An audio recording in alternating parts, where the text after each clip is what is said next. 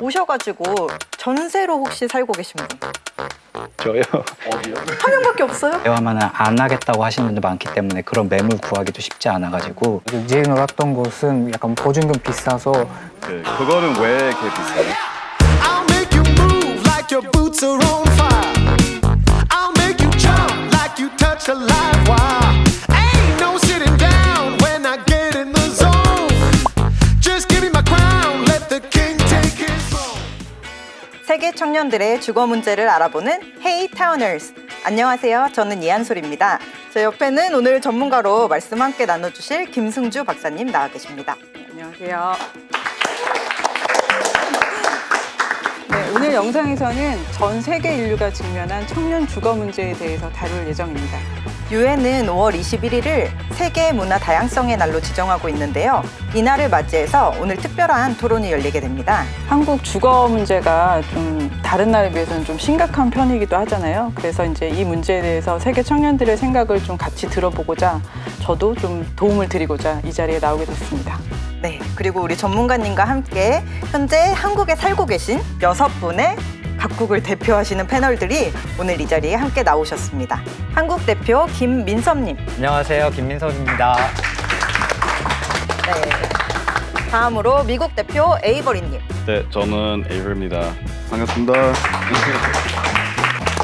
네, 다음은 일본 대표 마사님. 네, 안녕하세요. 저는 마사라고 합니다. 네, 다음으로 오늘 영상으로 참여하고 계신 저희 싱가포르 대표 켈리님. 네, 안녕하세요. 싱가포르 사람 켈리라고 합니다. 네덜란드 대표 바트님. 안녕하세요, 저는 네덜란드에서 온 바트라고 합니다. 네, 마지막으로 나이지리아 대표이신 지피님. 안녕하세요, 지피님입니다.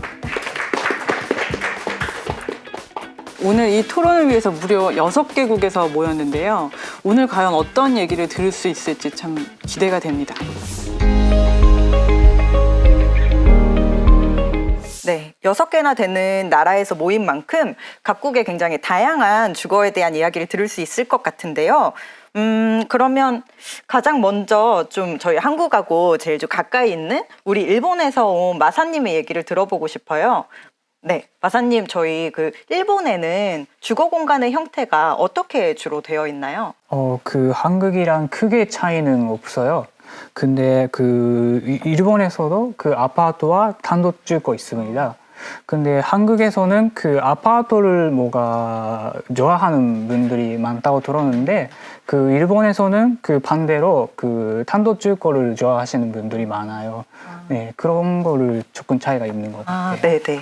단독주택을 선호하시는 분들이 많이 네, 계시다는 맞습니다. 말씀이시죠? 네. 근데 일본은 그게 아파트랑 단독주택이 가격이 이렇게 올라가는 게 차이가 있나요? 그 사람들이 그 단독주거를 가지고 있으면 그 탄도 자기가 가지고 있는 거잖아요. 그래서 뭐가 더 가치가 있다고 생각하는 것 같아요. 네. 그럼 일본은 아파트 가격이 굉장히 뭐 급하게 오르거나 하는 경우는 별로 없는 건가요? 네, 지금은 그런 상태는 없고 그 30년 전에 그 바블 때 그때는 그런 상황이었었는데 지금은 그런 상황이 아니에요. 미국은 어떤가요? 에이브리 씨? 약간 제 생각에는 약간 돈 더 많이 있는 사람들이 그 하우스 집에서 살고 있습니다. 그 왜냐면 그런 것 같아요. 아파트는 더 사요. 네네네. 그리고 맨해튼은 약간 비즈니스 약간 빌딩 되게 많아서 그냥 아파트도 있고 많은 사람들이 브루클린이나 퀸즈에 살면 이나 스태튼 아일랜드 그 다음에 맨해튼에 일하고 있어요. 왜냐면 맨해튼 너무 비싸서 네. 나이지리아 같은 경우는요, 쉐어하우스를 좀 많이 사신다고 들었는데 쉐어하우스에서 네, 어떤가요? 예, 나이지리아는 그 아파트 별로 많이 없고, it's like a 빌라, 한국 빌라 같은 건물이 있는데, 근데 한국 빌라보다 엄청 커요. 그래서 약간 빌라 약간 많은 빌라 합친 like 동네에서 like 여러 가구들끼리 같이 살고 있어요. 그 더 공간 큰 공간도 있고, like 낮에 그 공간 여기 놀이 공원도 될 수도 있고, like 밤에 주차장도 될 수 있어요. 약간 디귿자형 빌라인 거죠. 그렇죠. 빌라 공간 자체가 크기 때문에 여러 가족들이 그 안에서 쉐어하우스 개념으로 모여서 살 수 있고 공동으로 이용할 수 있는 공간도 있다는 말씀이시죠? 그렇죠. 그러면 거기 사는 분들끼리는 좀 친한가요?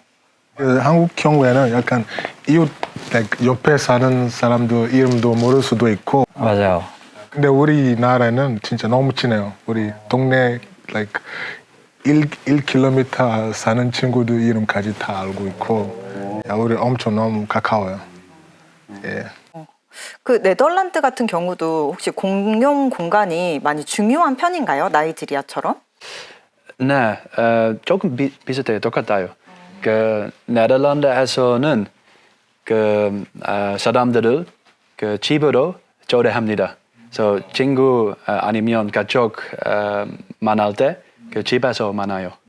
좋아요, 너무 요즘 좋아요. 같은 코로나 시대에 딱 맞는 문화네요. 집으로 초대해서. 그러면 그 네덜란드는 주로 주거 형태는 어떻게 되세요? 뭐 아파트, 주택, 뭐 어느 쪽에 많이 사시나요?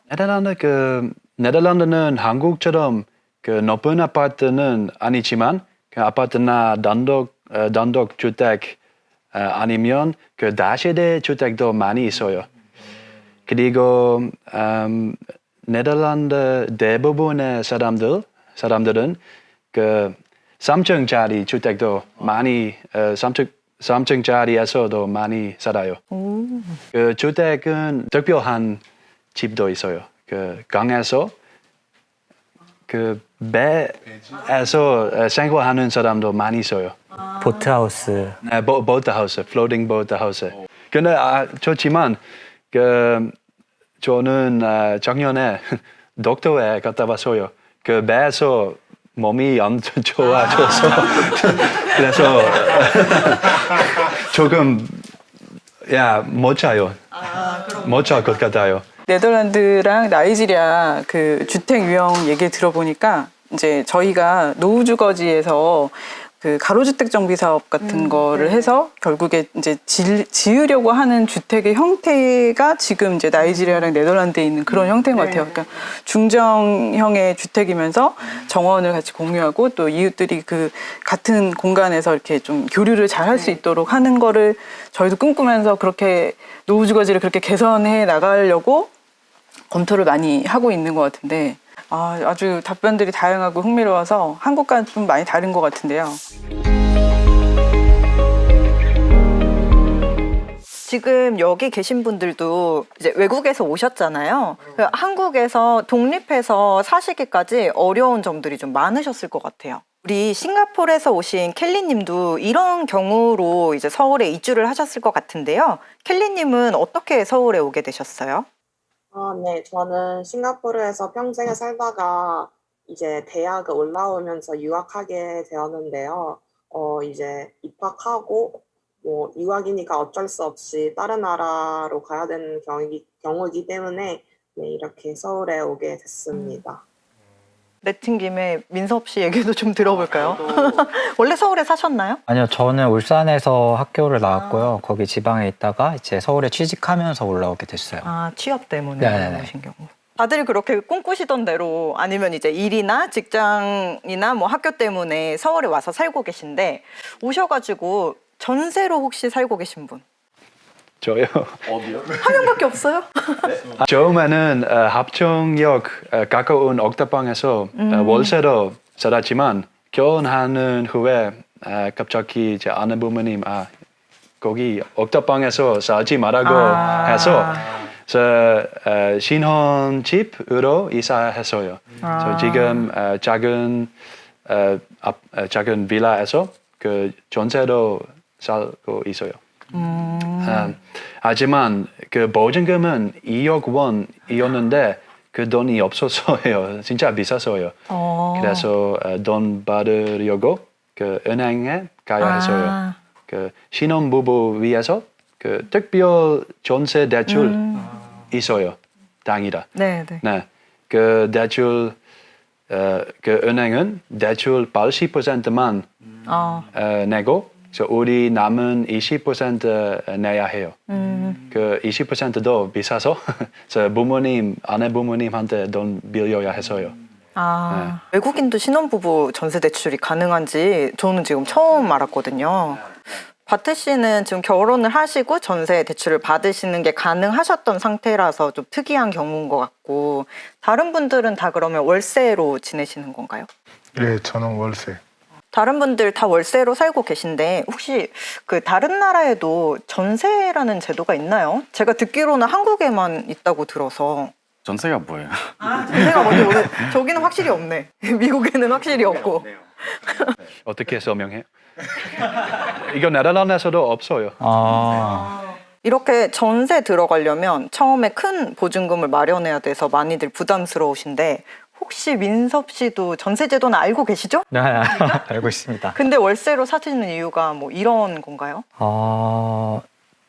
월세로 살 수밖에 없었던 게, 일단 저는 이렇게 서울 처음 왔을 때 사실 월세도 힘들었어요, 저는. 그러니까 월세도 보증금이 있잖아요. 500에서 1000 정도 하는데 그것도 구할 수가 없어가지고 쉐어하우스로 시작을 했고, 쉐어하우스 살면서 보증금을 조금 모아서 이제 월세로 한 거거든요. 그러니까 그런 것처럼 전세 구할 돈은 이렇게 당연히 없고, 게다가 이제 서울 같은 곳에서 저 같은 1인 가구들이 이제 살만한 공간들 있잖아요. 원룸이나 오피스텔 같은 거는 전세가랑 매매가랑 차이가 그렇게 크지가 않아요. 그만큼 큰 돈이다 보니까 좀 어렵고요.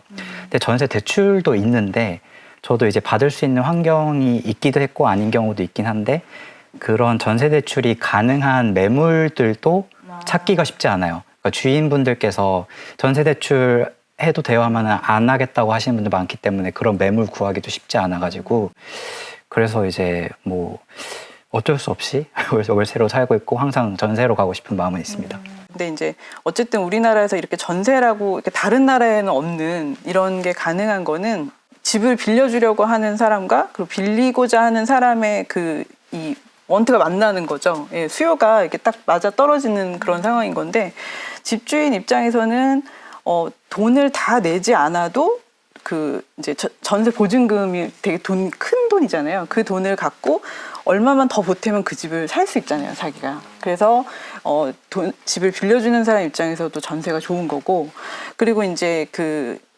임대인 입장에서 그러니까 집을 빌리고자 하는 사람 입장에서는 이 보증금이 크게 좀 큰 점은 좀 부담이 되긴 하지만 그 돈을 2년 뒤에 다시 돌려받을 수 있고, 그리고 또 이제 집을 사지 않고 이동이 잦거나 이럴 때는 또 너무 좋은 제도일 수 있죠. 근데 이제 이게 사실 이제 우리나라의 경우는 집값이 계속 상승하고 있기 때문에 뭐랄까요, 주택을 원하는 사람은 많은데, 예, 그거의 주택 공급량이 따라가지 못하고 있는 상황이기 때문에 이 전세 제도가 계속 유지되고 있는 상황인 것 같아요. 근데 우리가 전세만 힘들까요? 월세, 다른 분들은 이제 다 월세도 바트 씨 힘들어요. 빼고는 월세를 내고 사시잖아요. 근데 월세 내고 사는 것도 쉽지만은 않을 것 같거든요. 월세를 내도 보증금이 또 있고 하니까. 지금 살고 계신 집에 보증금이 비싸겠죠? 각각 그 보증금이 어느 정도 되시는지 좀 궁금하거든요. 우리 마사 씨는 어떠신가요?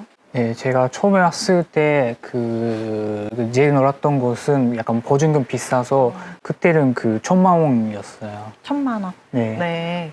민섭 씨는? 저는 500만 원이에요. 근데 이것도 되게 어렵게 구했어요. 한 100군데 돌아보고 매물 한 100개 보고 구한 집이에요. 보증금이 500만 원 정도로 싼 곳이 별로 없는 거. 보통 1000만 원 그냥 이렇게. 네.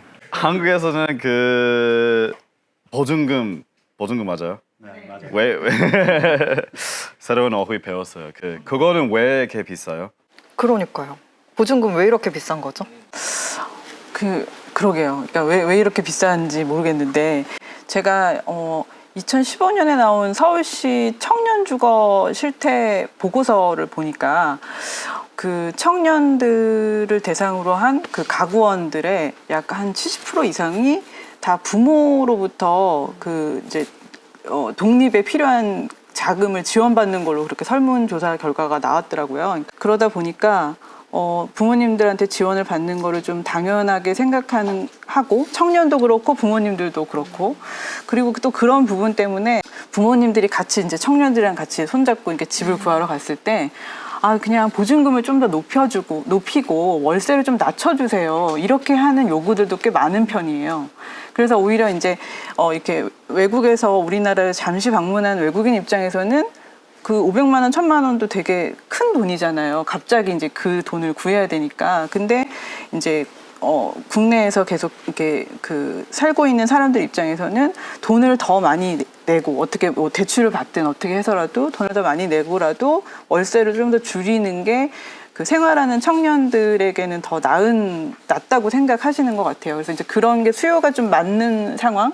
그러니까 참 주거 문제가 풀기가 너무 힘든 부분들이 많이 있는 것 같아요.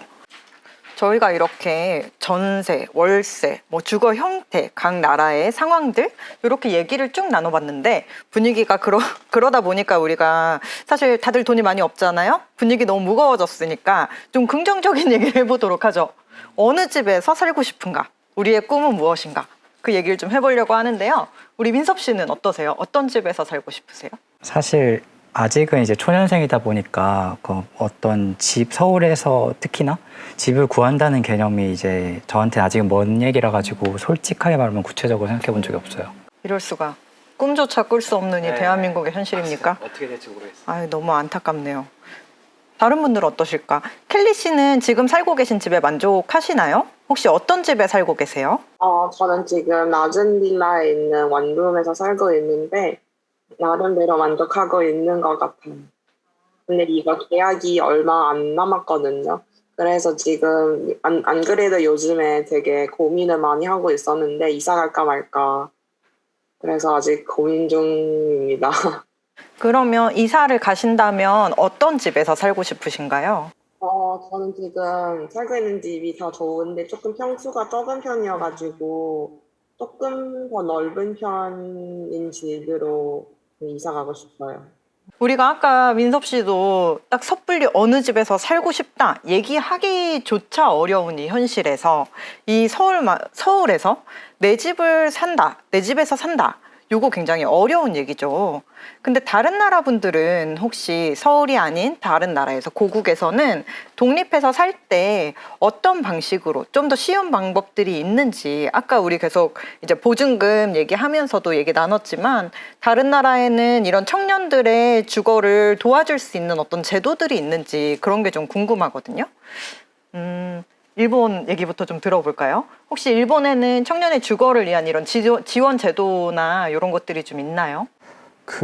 보통 신입사원분들이 그 회사에서 그 회사가 도와주는 경우가 있어요. 혹시 예를 들면 도쿄 내 회사가 있고 지방에서 오시는 분들이 있잖아요. 그분들에게 그 회사가 뭐 한 달에 뭐 얼마 정도 도와주는 그런 회사가 많은 것 같아요.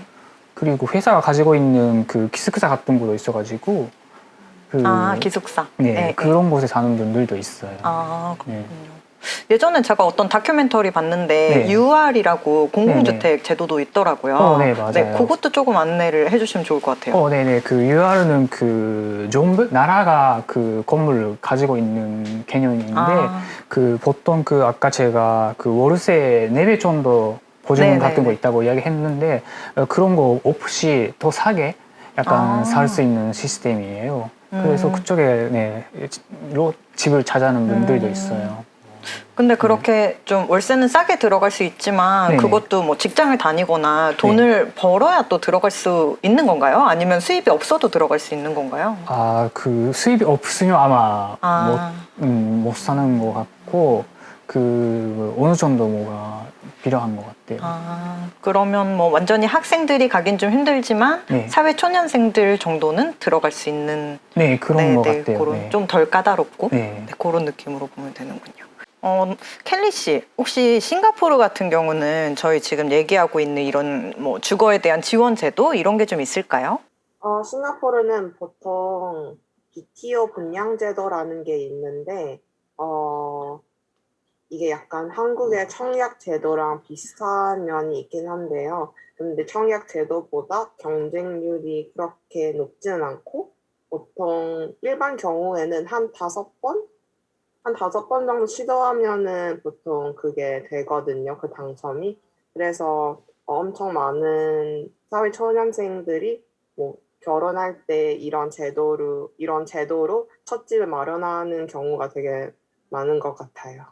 그러면 그 결혼하기 전에 청년들은 뭐 독립할 때는 그런 비슷한 제도들의 도움을 또 받을 수 있나요? 청년들이 독립을 많이 하는 편인가요?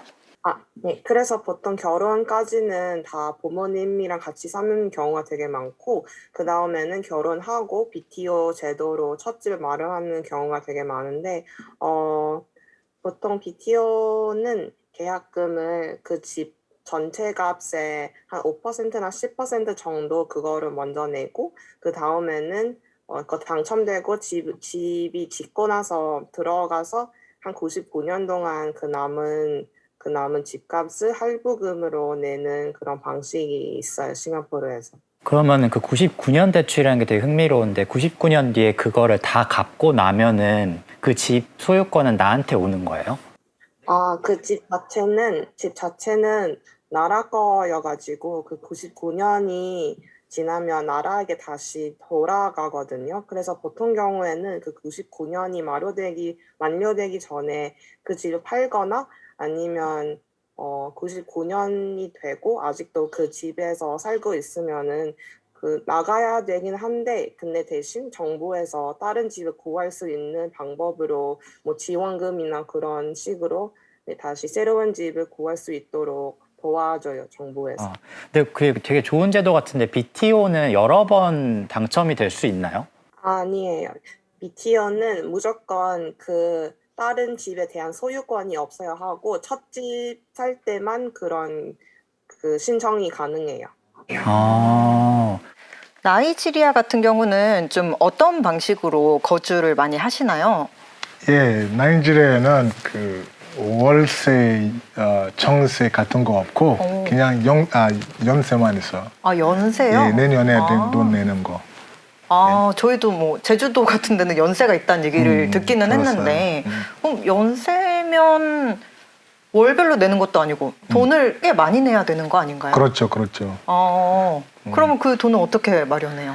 어떤 사람들은 부모님한테 빌려서 하고, 그리고 당연히 그 돈 너무 큰 돈이라서 구하기 힘들어요. 그래서 어떤 돈 많이 가진 사람들이 따로 집 지어서 무료로요? 부자가 무료로요? 예. 국가가 아니고 부자가? 국가 아니고 개인적으로 부자. 그러면 부자들이 렌트 해주는 건가요? 렌트도 아니고 렌트도 돈 안 아니고? 받아요. 무료로. 그럼 뭐 해야 해요? 기념편하게 살아요. 그냥. 근데 아무리 부자라고 해도 돈이 막 엄청나게 많아서 공공주택처럼 줄 수는 없잖아요. 그러면 그 집을 못 받은 사람들은 따로 집을 구해야 될 텐데 그럴 때 뭐 대출을 받거나 아니면 나라에서 뭐 보조해주거나 이런 건 없나요, 나이지리아는? 예, 그런 거는 없어요. 그리고 우리나라에 대출 받는 거 엄청 힘들어요. 재산 많이 가진 사람들만 대출 받을 수 있어요. 이미 부자인 사람들이 대출 쉽게 받을 수 있어요. 대출이 필요한 사람들은 이렇게 약자들이 더 많을 텐데 예. 그 사람들은 못 받는. 받을 수 없어요. 재산 없어서. 신기해요. 아니 네덜란드 같은 경우는 또 나이지리아하고는 또 상황이 완전히 다를 것 같아요. 네, 다르죠. 네덜란드에는 이제 월세로 거주하시는 분들도 좀 많다고 하던데 뭐 실제로 그런가요? 사회 주택은 그냥 상층짜리 주택이에요. 그 사회주택에도 다른 집들하고 똑같이 막 정원도 있고 네, 네, 이렇게 네. 좀 멋있는 네. 집인가요? 돈이 없어도 좋은 집에서 살 수 있어요. 네. 진짜 돈이 없으면 정부한테 매달 조금만 받을 수 있어요. 조금씩 지원을 해주는 건가요? 500, 600 유로. 월세는 어느 정도 내요? 200 유로부터 750 유로까지 가족씩 달아요. 아기 있으면, 직업이 있으면, 난민이면, 네. 다 달아요. 보증금도 있어요? 없어요. 아. 가끔 한 달만 한 있어요. 달? 아. 그러면 좀 집에 다들 들어가고 싶어 할 것 같거든요. 그럼 우리나라 뭐 아파트 청약 기다리는 것처럼 좀 사회주택도 기다렸다가 들어가야 되는 경우도 많은가요? 네, 그 5년 5년? 다시 10년 보통 아니 정도. 네, 너무 오랫동안 기다려야 해요. 아, 그러니까 한국 같은 경우는 아파트를 짓기 시작할 때 이제 짓기 전에 청약을 넣어가지고 당첨이 되면 나 저기 들어갈 거야 이러고 사는데 사회주택, 네덜란드 사회주택은 이미 이제 지어진 곳들의 순서대로 뭐 좀 더 어려운 사람들은 아까 말씀하신 난민 같은 경우는 더 빨리 들어가기도 하고 그래서 또 대기 기간도 길고 그런 또 단점은 있네요.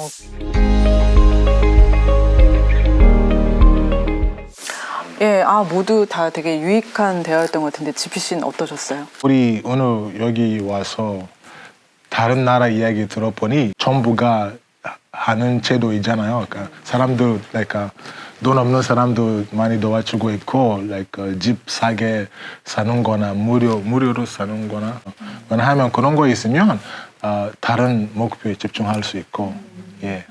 켈리 씨는 여기에 대해서 어떻게 생각하세요? 싱가포르는 워낙 토지가 작다 보니까 BTO의 제도가 가장 적절하고 또 동시에 미래의 시대를 생각해야 된다면 내가 이 집을 영원히 갖게 된다면 언젠가는 그 BTO 제도가 없어질 수도 있잖아요. 그래서 작은 토지 안에서 운영할 수 있는 최선의 방법이라고 생각해요.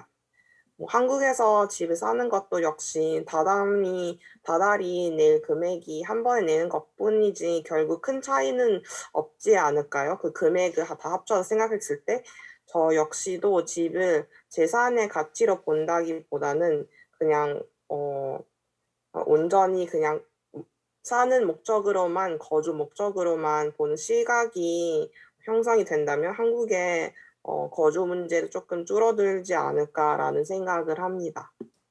오늘 여러 가지 이렇게 얘기를 쭉 나눠봤는데 우리가 이제 제일 문제가 결국은 돈이잖아요. 이 주거 문제에 있어서. 그러면 각자 이제 생각하시는 한 달에 나는 얼마 정도는 내면 괜찮을 것 같다. 생각하시는 이 합리적인 주거 비용이 어느 정도 되시는지. 저는 그 월급의 40% 정도가 괜찮다고 생각해요. 월급 같은 경우에는 아마 20%. 20%. 좀 깎으셨네. 왜냐면 우리가 다른 거 돈 내야 돼서 약간 뭐 그 인터넷, 와이파이, 음식도 있고, 트랜스포테이션도 있고. 데이트할 때 여자친구랑 여자친구랑 같이. 너무 비싸요. 민섭 씨는 어떻게 생각하세요? 저는 거의 지금 30-40% 되긴 하는데 희망은 20-30%였으면 좋겠어요. 뭐 그래도 적은 금액은 아닌 것 같긴 한데 저는 집을 산다고 했을 때, 그러니까 바이 말고 거기에 거주한다고 했을 때 그 공간만 이렇게 경험하는 게 아니라 그 지역의 주변 공간도 같이 경험한다고 생각을 하고 싶어서 하고 있어서 그래서 약간 미혼일 때 최대한 다양한 지역을 경험을 해보고 싶어요. 그래서 그런 데에 대한 비용이라면 그 정도까지는 낼 용의가 있다. 그리고 싱가포르 제도가 되게 좋기는 한데 싱가포르는 이제 면적이 좀 좁잖아요. 근데 우리나라는 그것보다는 좀 넓다 보니까 99년이나 좀 장기가 대출을 해도 이동해야 되는 일이 좀 생긴단 말이에요. 그래서 어차피 그런 거라면 이제 조금 20-30% 내면서 이제 그 정도 금액이면은 이제 살아보고 싶은데 살면서 이제 살 수 있지 않을까 싶어요.